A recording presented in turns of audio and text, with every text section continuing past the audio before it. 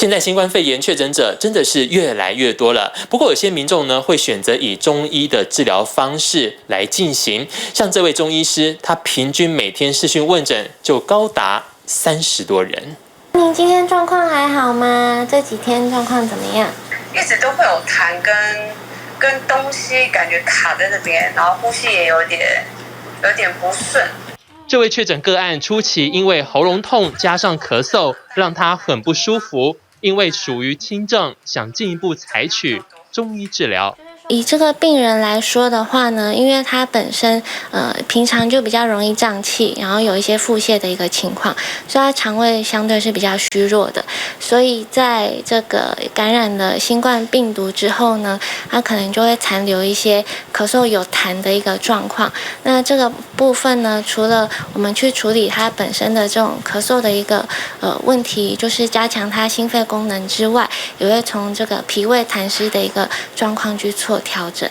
本土新冠肺炎疫情持续升温，确诊人数每天都有新增个案。目前全台累积确诊人数破260万人。虽然轻症与无症状者仍占多数，对于出现不舒服症状民众来说，最常见的后遗症是久咳与疲倦。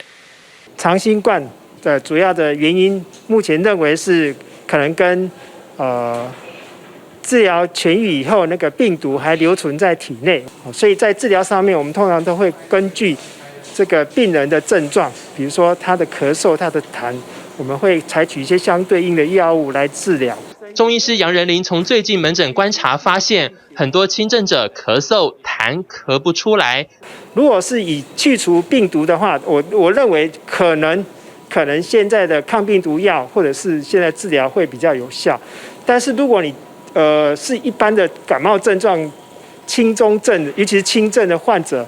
我个人认为可能中医的清冠一号或者是以中药的治疗可能会比较好。我现在遇到很多是确诊之后反而都没有什么症状，就7天以后他出现过敏、气喘、咳嗽，反而是后面这种我们叫 long COVID， 就是长新冠要来治疗，因为它有一些受体会在我们的肺部、呼吸道跟肠胃道啊，反而是这些是我们后续需要去调整的。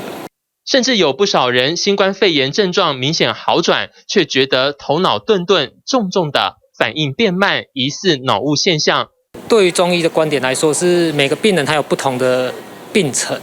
所以他并不是说每个人都适合吃清冠一号。那我建议的话，还是希望说他们去诊所，可能会以清冠一号的处方为核心，然后去做加减，这样才会比较适合。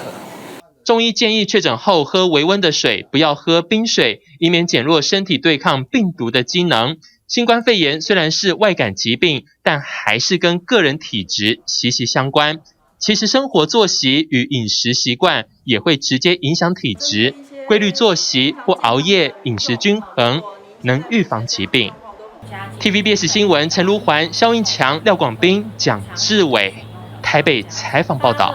请支持一个专门报道国际新闻的全新 YouTube 频道 TVBS 国际 Plus， 扩大视野，掌握趋势，请订阅并开启通知小铃铛。